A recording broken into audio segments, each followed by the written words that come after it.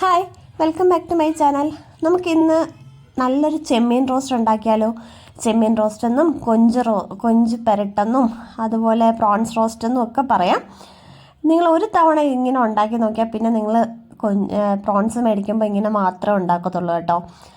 അപ്പോൾ അതിൻ്റെ റെസിപ്പിയിലോട്ട് പോയാലോ? അതിന് വേണ്ടിയിട്ട് ഞാനിവിടെ കുറച്ച് പ്രോൺസ് എടുത്തിട്ടുണ്ട്, ക്ലീൻ ചെയ്തെടുത്തിട്ടുണ്ട്. അതിലോട്ട് നമുക്ക് ആവശ്യത്തിനുള്ള മുളക് പൊടി ചേർത്ത് കൊടുക്കാം. മുളക് പൊടി ചേർത്ത് കൊടുത്തതിന് ശേഷം അതിലോട്ട് കുറച്ച് മഞ്ഞൾപ്പൊടി കൂടി ചേർത്ത് കൊടുക്കുക. നമുക്കൊന്നുമില്ല കേട്ടോ, കുറച്ച് ഇൻഗ്രീഡിയൻസ് മതി, പക്ഷെ പെട്ടെന്ന് തയ്യാറാക്കാനും പറ്റും കേട്ടോ. അതിലോട്ട് കുറച്ച് ഉപ്പ് കൂടി ചേർത്തതിന് ശേഷം നമുക്ക് നന്നായിട്ടൊന്ന് മിക്സ് ചെയ്തെടുക്കാവേ. നന്നായിട്ട് എല്ലായിടത്തും ഈ പൊടികളൊക്കെ വരുന്ന രീതിയിൽ നന്നായിട്ടൊന്ന് മിക്സ് ചെയ്തെടുക്കുക. മിക്സ് ചെയ്തെടുത്തതിന് ശേഷം നമുക്കിതൊന്ന് ഫ്രൈ ചെയ്തെടുക്കണം. നമുക്കിത് റെസ്റ്റ് ചെയ്യാൻ വെക്കേണ്ട ആവശ്യമൊന്നുമില്ല കേട്ടോ, പെട്ടെന്ന് തന്നെ ഫ്രൈ ചെയ്തെടുക്കാം. അതിന് വേണ്ടിയിട്ട് ഞാൻ ഒരു പാൻ അടുപ്പത്തോട്ട് വെച്ചതിന് ശേഷം അതിലോട്ട് കുറച്ച് വെളിച്ചെണ്ണ ചേർത്ത് കൊടുക്കുന്നുണ്ട്. വെളിച്ചെണ്ണ തന്നെ എടുക്കാൻ ശ്രമിക്കുക കേട്ടോ, എന്നാലേ അതിൻ്റെ ഒരു നാടൻ ടേസ്റ്റ് വരത്തുള്ളൂ. അതിലോട്ട് കുറച്ച് കറിവേപ്പിലയും കൂടി ചേർത്ത് കൊടുക്കുക.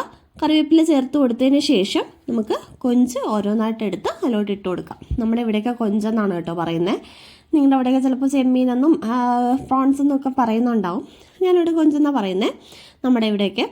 അപ്പോൾ ഈ പ്രോൺസ് ഒരു സൈഡ് ഒന്ന് വെന്ത് വരുമ്പോൾ അടുത്ത സൈഡ് ഒന്ന് മറിച്ചിട്ട് കൊടുക്കുക.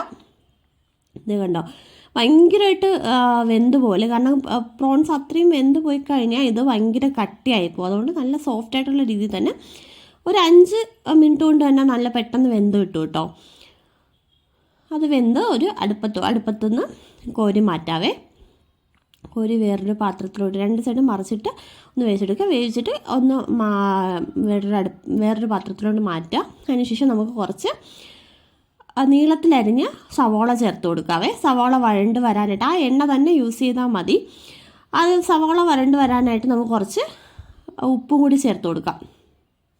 ഉപ്പും കൂടി ചേർത്ത് അതിലോട്ട് കുറച്ച് ഗ്രീൻ ചില്ലി, അതായത് പച്ചമുളക് ഉണ്ടെങ്കിൽ അതും കൂടി ചേർത്ത് കൊടുത്ത് കുറച്ച് കറിവേപ്പിലയും കൂടി ചേർത്ത് കൊടുക്കാവേ. കറിവേപ്പിലയും കൂടി ചേർത്ത് നന്നായിട്ടൊന്ന് വഴറ്റിയെടുക്കുക. ഇതൊന്ന് വഴണ്ട് വരുമ്പോഴേക്കും നമുക്ക് അടുത്ത് ചേർക്കേണ്ടത് ടൊമാറ്റോ ആണ്. ഞാൻ നീളത്തിൽ ടൊമാറ്റോ അരിഞ്ഞെടുത്തിട്ടുണ്ട്. അതും കൂടി ഒന്ന് ചേർത്ത് കൊടുക്കുക. അതും കൂടി ഒന്ന് ചേർത്ത് കൊടുത്ത് നന്നായിട്ടൊന്ന് വഴറ്റുക കേട്ടോ. ടൊമാറ്റോ ഒക്കെ നന്നായിട്ട് വെന്ത് ഉടഞ്ഞ് വരണം. ആ രീതിക്കൊന്ന് നന്നായിട്ട് വഴറ്റിയെടുക്കുക. അതിൻ്റെ ഇടയ്ക്ക് കുറച്ച് ജിഞ്ചർ ഗാർലിക് പേസ്റ്റും കൂടി ചേർക്കാവേ. ഇതും കൂടി ചേർത്തതിന് ശേഷം നന്നായിട്ടൊന്ന് വഴറ്റുക. നിങ്ങളിപ്പോൾ ചട്ടിയിലൊക്കെയാണ് വയ്ക്കുന്നതെങ്കിൽ ജിഞ്ചർ ഗാർലിക് പേസ്റ്റ് ചേർത്തതിന് ശേഷം ഇടയ്ക്കിടയ്ക്കൊന്ന് വഴറ്റി കൊടുക്കണം കേട്ടോ, ഇല്ലെങ്കിൽ അടിക്ക് പിടിക്കാൻ സാധ്യതയുണ്ട്. ഞാനിപ്പോൾ പാനിലായതുകൊണ്ട് കുഴപ്പമില്ല. ഇതിപ്പോൾ കണ്ടോ നന്നായിട്ട് വെന്തുടഞ്ഞ് വന്നിട്ടുണ്ട്. കണ്ടോ, തക്കാളിയൊക്കെ നന്നായിട്ട് വെന്തുടഞ്ഞ് വന്നിട്ടുണ്ട്. അതിലോട്ട് നമുക്ക് പൊടികൾ ചേർത്ത് കൊടുക്കാം. ആദ്യം നമ്മൾ മുളക് പൊടി, പിന്നെ കുറച്ച് ഗരം മസാല, മല്ലിപ്പൊടിയൊന്നും ചേർക്കേണ്ട ആവശ്യമില്ല കേട്ടോ. ഗരം മസാല, കുറച്ച് മഞ്ഞൾപ്പൊടി, ഇത്രയും കൂടി ചേർത്താൽ മതി. ഇത്ര പൊടികളുടെ ആവശ്യമുള്ളൂ ഇതിൽ. അതും കൂടി ചേർത്തൊന്ന് നന്നായിട്ട് പച്ചമണം മാറുന്നവരെ ഒന്ന് വഴറ്റിയെടുക്കുക. അതിനുശേഷം നമ്മൾ ഈ ഫ്രൈ ചെയ്ത് വെച്ചില്ലേ കൊഞ്ച്, അതിലോട്ട് ചേർത്ത് കൊടുക്കുക. ചേർത്ത് കൊടുത്ത് നന്നായിട്ടൊന്ന് മിക്സ് ചെയ്തെടുക്കുക.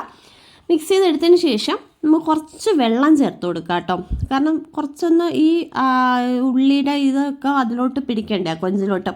അതിനായിട്ട് കുറച്ച് വെള്ളം ചേർത്ത് നമുക്കൊന്ന് വെള്ളം തിളയ്ക്കുന്നവരെ ഹൈ ഫ്ലെയിമിലിട്ടും വെള്ളം തിളച്ചതിന് ശേഷം ലോ ഫ്ലെയിമിലിട്ട് ഒരു 5 മിനിറ്റ് മതിയാവും ഒന്ന് വേവിച്ചെടുക്കുക. കാരണം കുറച്ചുകൂടെ സമയം കിടന്നു കഴിഞ്ഞാൽ ഈ കൊഞ്ച് റബ്ബർ പോലെ, അതായത് ഭയങ്കര കട്ടിയായിപ്പോവും.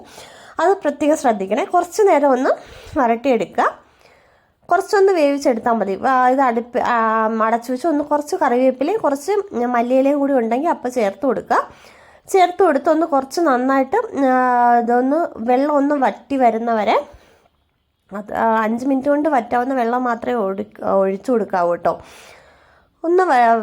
അടച്ചു വെച്ച് ഒന്ന് വേവിച്ചെടുക്കുക. കണ്ടോ, അടച്ചു വെച്ച് ഇതേ കണ്ടോ, ഞാൻ നന്നായിട്ടൊന്ന് വേവിച്ചെടുത്തിട്ടുണ്ട്. ഇതേ കണ്ടോ, ഇടയ്ക്കൊന്ന് ഇളക്കി കൊടുക്കണേ. കണ്ടോ, നന്നായിട്ട് അതായത് നല്ല കൺസിസ്റ്റൻസിയിൽ നന്നായിട്ട് വന്നിട്ടുണ്ട് കേട്ടോ. കണ്ടോ, ഇതാണ് കൊഞ്ച് പെരട്ടിൻ്റെ കൺസിസ്റ്റൻസി എന്ന് പറയുന്നത്. അധികം ലൂസും അല്ല അധികം തിക്കും അല്ലാത്ത രീതിയിലിരിക്കണം കേട്ടോ. ഇത് നിങ്ങൾ ഒരു തവണ ഒന്ന് വീട്ടിൽ തയ്യാറാക്കി നോക്കുക. ഞാൻ തുടക്കത്തിലേ പറഞ്ഞില്ലേ, ഒരു തവണ വീട്ടിൽ തയ്യാറാക്കി നോക്കിയാൽ എല്ലാവർക്കും മസ്റ്റായിട്ടും ഇഷ്ടമാവും. ഇഷ്ടമായി കഴിഞ്ഞാൽ ഈ കൊഞ്ചിൻ്റെ ആ ഒരു സത്തൊക്കെ അതിലോട്ട് ഇറങ്ങി വരുമ്പോൾ ഭയങ്കര ടേസ്റ്റാണ് കേട്ടോ. എല്ലാവരും ഒന്ന് തയ്യാറാക്കി നോക്കുക. തയ്യാറാക്കി നോക്കിയതിന് ശേഷം നിങ്ങൾക്ക് ഇഷ്ടമായോ ഇല്ലെന്ന് കമൻറ്റിലൂടെ എന്നെ അറിയിക്കണം കേട്ടോ.